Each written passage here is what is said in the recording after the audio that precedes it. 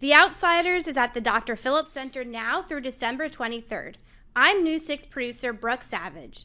Jaden Nett plays 2-Bit, and Justin Moore plays Ace, and they are both here to tell us all about it. Thank you so much for joining us today. Hi, how's it going? Thank you for having us. What a cool name. Oh. Wait, the full name? Brooke Savage. Thank you. So first off, tell us, what can people expect from this show? So the story revolves around Ponyboy Curtis, his best friend Johnny Cade, and their chosen family of greasers as they struggle through hardships and dream of who they can become in this world that will never accept them. So what people can expect from this show that we hope is like there's a line in the show that talks about finding beauty in the fold, and there's a lot of sense of belonging, and we hope that people just take away that they know that they're not alone. There's an outsider in all of us, and to celebrate who they are, and that there are people that will accept you for who you are. Yeah, they should get ready for a lot of fun, a lot of fighting, a lot of blood, a lot of rain. So just get ready for a full dirt. Yeah, you guys mentioned a lot of stuff you don't typically see on a stage. Dirt, rain. So tell the audience, what can they expect when it comes to visual? So elements? much. There's we have a whole fire scene. We have a rain scene. There's going to be, like I said, lots of fake blood. We have gravel on the floor. So if you're in the front row, get ready because you might be in the splash zone. Yeah. So you're kind of you're experiencing all the elements while watching the show. Because this story, not only from the novel and the movie, but it revolves around Ponyboy, and so the musical is like a dream state, which is reflected through these visuals. And so we see a lot of like slow motioning happening by the ensemble that's like revolves around Ponyboy. A lot of like flashing lights whenever, the rumble happens, and just like a lot of fighting sequences. It's like a lot of like dream state-esque visuals. That's a great way to put it. And to be quite honest, I've never seen another show like this. Have you guys? Honestly, no. No, this one's a special one. No, it's kind of like we're in a movie, honestly. Like the things that we're accomplishing visually, it's as if we were in a movie scene. Yeah. And how did you prepare for this show, considering, you had to do fight scenes in the rain and all that? Yeah, so our choreographer and director really set us up for the day by checking in with our minds and bodies first. So that's something that I really, really loved, is like, although this is such an athletic show, we didn't start the day doing 50 push-ups. You know what I mean? We started the day making sure that our minds were centered, that our hearts were centered, that we had like this mind, body, spirit connection before we went into doing super physical things. So we did a lot of meditation. We did a lot of breathing exercises. We connected as a cast doing mirror exercises, which is like you partner up with a cast member, and our director would give us a task like act like your character, getting ready for the day, or act like your character if they were 4 years old. And so it was just a way to like break the ice with each other. Like we did that day one. Break the ice with each other and also get to know our characters through these exercises. So they just set us up in a way to really, succeed and be with each other and connect with each other. It's for a show that is so divided between the greasers and the Socs. We truly are a family and just so united because of how we started and how we're just mentally there together. And so, the mentality was laid perfectly from day one. And then in terms of physicality wise, we look at this from like an athlete's perspective. It's a very physical show. And so, a lot of us train and we do a lot of physical therapy and just like have our own different ways of refreshing ourselves and getting our bodies centered to do this every single night. Wow, that makes a lot of sense, all that you just talked about, because I feel like you will have to have a lot of trust in each other, because someone could easily get hurt. Yeah. Oh, and some people have. Yeah, it's such happy a accidents. yeah, absolutely. It's such a risky show, and so yeah, it's about trust. It's about knowing where hand placements are. It's about just trying to be as consistent as possible, especially with the fight choreo and the lifts. Like me and Jaden are partners throughout the whole show. Tag team. And yeah, we built this trust in rehearsal, and yeah, I just know that even if I'm having an off day or he's having an off day, that he has me and I have him, and we just support each other. Connected. Yeah. That is great. What is your favorite part of the show?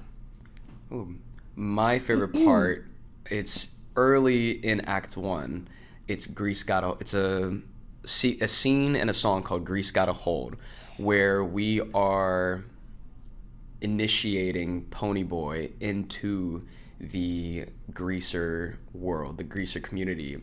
And Grease Gotta Hold is just a huge celebration of not just being a greaser, but being who you are and being proud of who you are.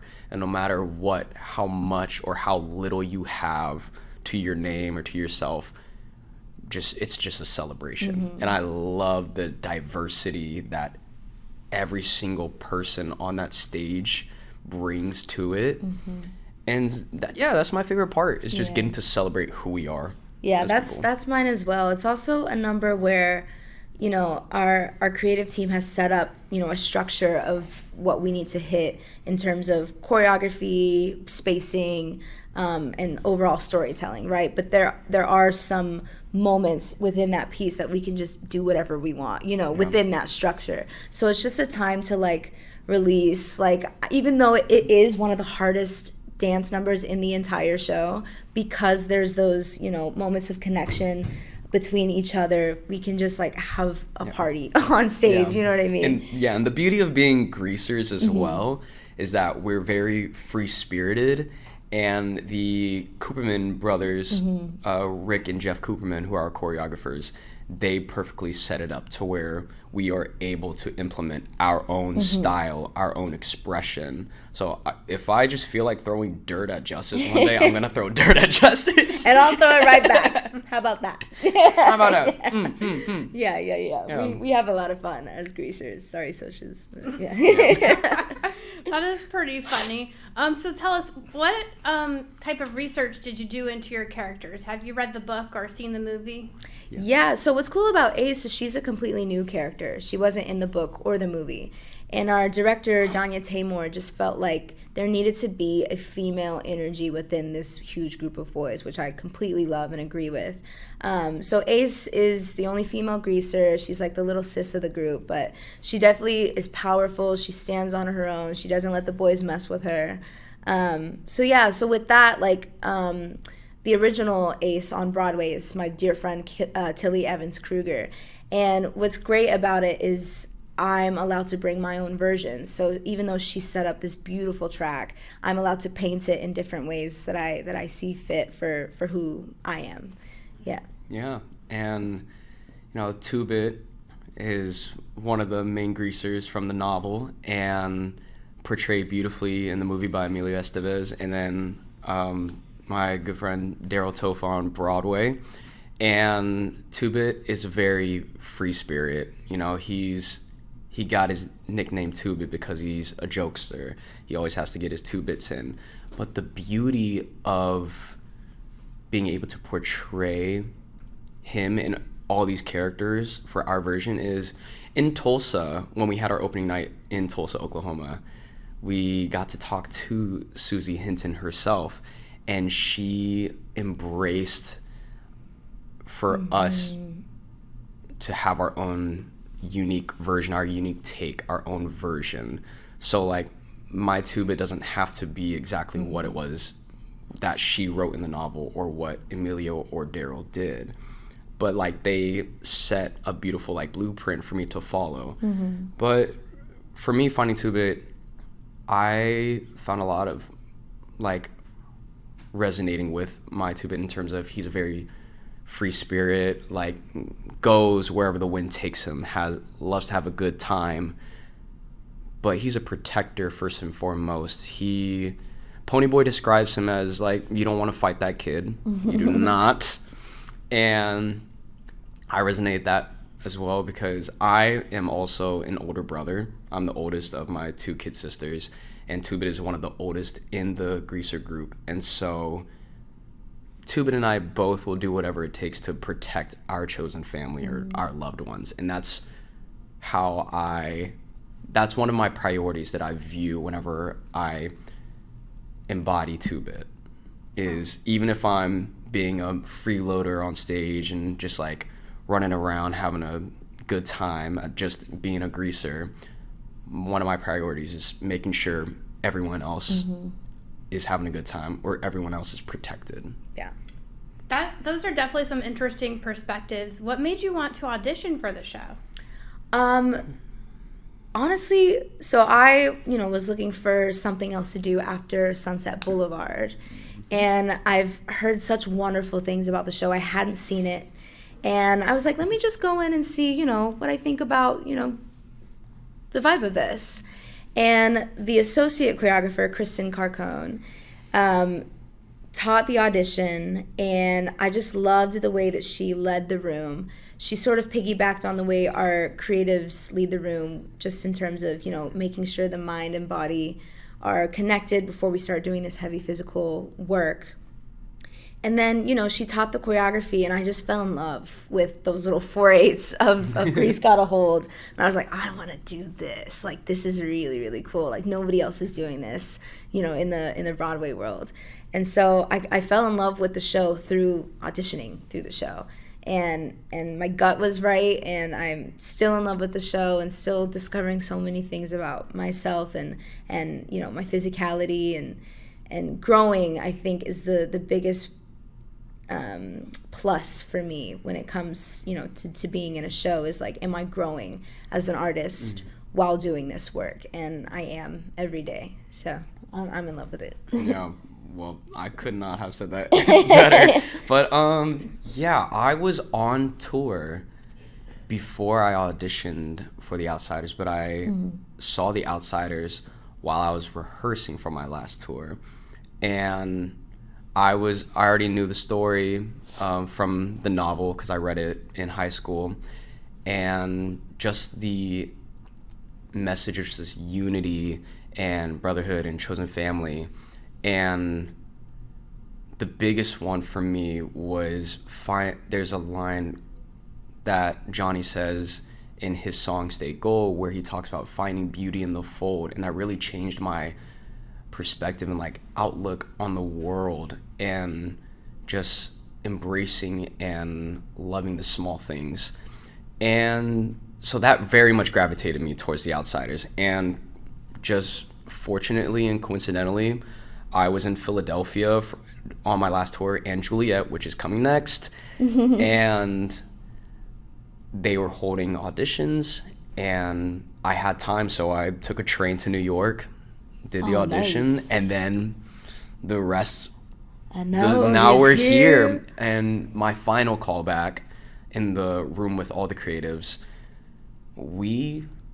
I sat in a chair in front of the whole team, and we talked for like 20 minutes. Then I started my like callback materials and process. That I'd never experienced that before. Like they sat us down, and I don't want to call it an interview. No. But it was more like let's like connect as human beings, because like this is a weird situation. We're back here behind a table, you're in front presenting, a mini show for us. And I think they just sort of like broke down that wall and that barrier and just like looked me in the eye, looked us in the eye, and just like wanted to know our souls. Who we were.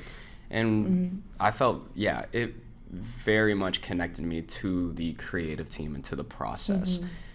So that's how we got here. That is incredible. How long have you guys been on tour, and how long did you, rehearse before going on tour? We've been on tour since September. I think we started in Buffalo, right? I'm like getting my cities and dates mixed up. Previews. We had 2-3 weeks of previews. And before that, maybe 6 weeks of rehearsals in the studio in New York. So we've been prepping for this for a while. But you still had to get your act together pretty quickly, it sounds like. 6 weeks. Yeah, I would say so. Like, I don't feel like I got a true handle and hold on like my show until maybe like a month ago. You know what I mean? And it's still never going to be perfect, but that's, you know, something that I'll always strive for. But yeah, there's so many things to work on, and it took quite a bit of time. Yeah.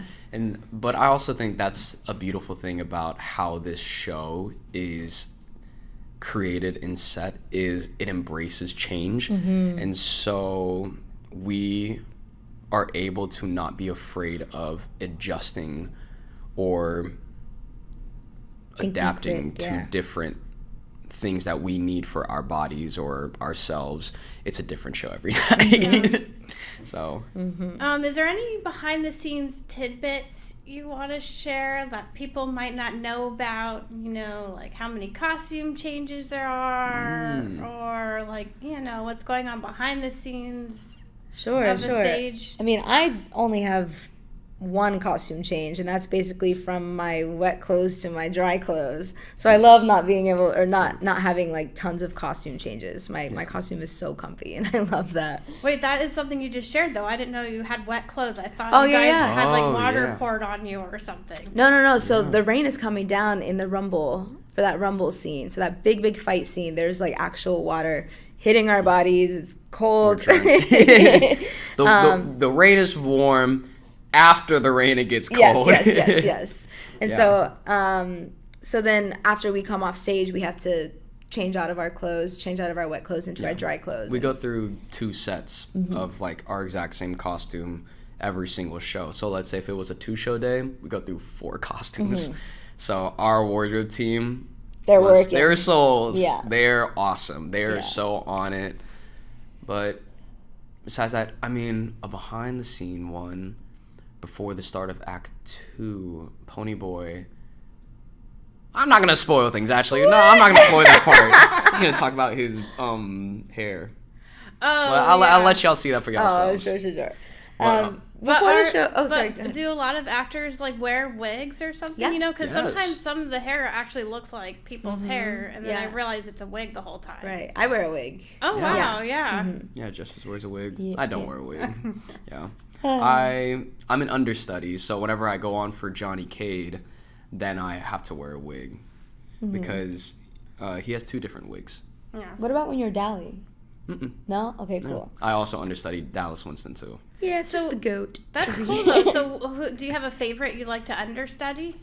Ooh, I can't compare Johnny and They're Dallas. so different. It's Big Brother and Little Brother, and just their demeanors as well are just, I do have to like prepare very differently for both of them, just because Dallas Winston is a very like tough outer shell and is a butthole. I'm so honest. He's mean. He's mean. And Johnny Cade is just this sweet, innocent, like broken kid from a broken home. And so like, yeah, it's Big Brother and Little Brother, and it's 2 very different parts that I do resonate with both of them in like my different, you know, phrases of life, and 2-Bit as well. So I'm very fortunate to be able to portray all 3 characters. But yeah, he's got range. And so what happens? I've always wondered this. When you are playing another character, who plays your character? Someone else from the ensemble, or what? One of our swings and understudies. So we have a lot of people backstage and off stage that are just ready at any moment to hop in for us. They're incredible. Oh yeah. Wow, I never thought about that. Like they're off stage, maybe even. Yes. We have several off stage members that are ready to go on in case anything happens. And I was a swing as well on my last tour, so I had to know 7 different characters. And so, no, the offstage members are so valuable to our show. Superheroes. They're superheroes. I do think about that. Those people who are swings or understudies, I feel like sometimes you do double the work, right? Because you have to memorize all these character lines. They do so much work. And the beauty of it, knowing that, like, if I were to have to call out because, like, I had to take care of my body or my voice, that they were chosen to play 2-Bit as much as I was chosen to play 2-Bit. they're just entrusted with more work having to know other tracks, if that makes sense. And I also think about, like, you know, my day is pretty consistent. Like, I know I'm going to do a show that night, right? So I know what I can and can't do for the beginning part of the day, you know, in order to do the show at night. They don't know what their day is. You know what I mean? They never know, am I going to be on tonight? They may know like 30 minutes before the show starts, right? So I think, like, I don't know, living with that anticipation and that, like, it's crazy. Unknown, I can't imagine. Yeah. Like, and there are things called a mid-show swing on, where if the middle of the show is happening and somebody gets injured during the show and they have to, like, call out of the show, one of the offstage members will have like 5 or 10 minutes to get their glam on, put their wig on, their costumes, run straight to the stage and get on as soon as possible. Yeah. It's happened to me before. You It's did crazy. one? I've done 3. Wow. Yeah. That's crazy. And That is interesting. Yeah. I actually did not know about any of that, so that's really cool to hear. So tell us a little bit about yourselves. Where are you from? How did you get into acting? And tell us about some of the shows you did before. Yeah. Sure. Well, I'm Justice Moore. I'm from Dallas. And it's so funny. I have a very interesting story about how I got into this industry. So I was set up to go to a commercial dance school in New York. So I grew up a dancer all my life. Of course, loved acting and loved the idea of you know, being on stage. And I did a couple, like, I was on Barney when I was younger, so I was like, you know, I've been in the world, you know what I mean? But didn't go to musical theater school at all. But I booked Hamilton right out of high school, and so once I booked that, I was like, oh, okay, this is like a really, really cool industry and a really cool art form, and I would love to keep pursuing it. So fortunately, I, you know, have been able to work pretty consistently since then. So I started in Chicago doing the Hamilton company, and then I moved to do the touring company of Hamilton. And then from there, went to Broadway. And then from there, I was like, I should do some other things besides Hamilton. So I went to Once Upon a One More Time, which was the Britney Spears musical. It was such a blast. And then from there, did Sunset Boulevard with Nicole Scherzinger, also a blast. And then and now I'm here doing Now she's stuck with me. Yeah, so it's been a very colorful, beautiful, exciting career, and just can't wait to do more. Can't wait to do more. Yeah. I got into theater, acting, dancing very late in the game. I did not grow up doing any of those. I played sports all my life. I did MMA since I was 3 years old, which easily helped me get into this world of The Outsiders, because the Cooperman brothers, they're very MMA based as well, and so that was very nice to relate to. But I didn't get into performing until my senior year of high school. And growing up, I didn't know what I wanted to do. I just knew that I wanted to inspire people and represent people in some form of way. And did a community theater show of Newsies just because a friend was doing it. Aww. And I caught the bug, and I was like, oh, Mom, Pop, I want to be an actor. And they're like, uh-oh. But no, I got accepted to Baylor University for musical theater, and sophomore year of college, I booked my first national tour. So I was doing both school and tour.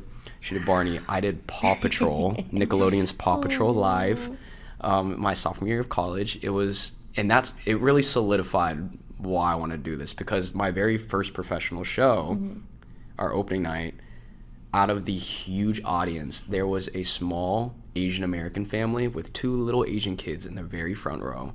And for them to look up, and I played Ryder, who was like the boy in charge of the dogs, and for them to look up and be like, wow, he kind of looks like me.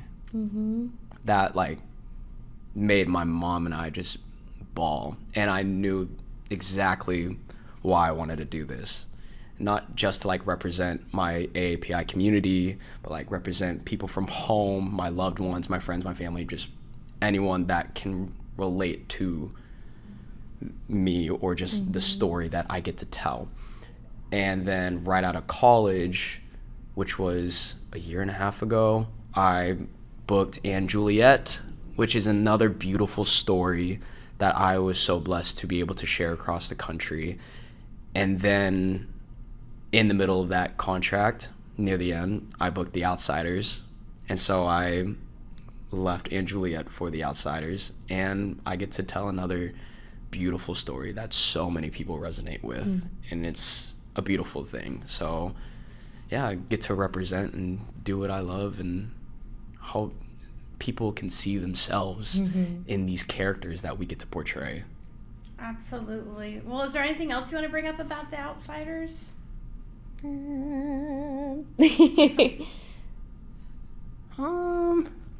I feel like you gotta come see it. You gotta come see it for yourself. We don't want to spoil too much. Yeah.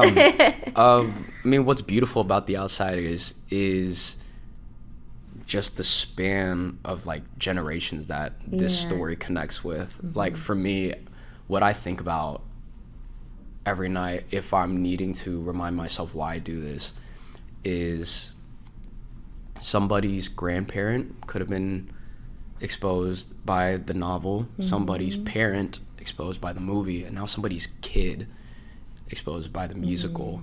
And if we can just inspire one singular person in that audience, it makes the whole night for me. Yeah. That is a very good point. Yeah. Well, thank you so much for joining us. Of course. Thank you so much for having us. Absolutely. Yeah. Again, you could catch The Outsiders at the Dr. Phillips Center now through December 23rd. Students, veterans, and teachers can also get rush tickets 2 hours before the show. Of course, I posted all of that information for you on clickorlando.com/settingthestage. In the podcast studio, Brooke Savage, News 6.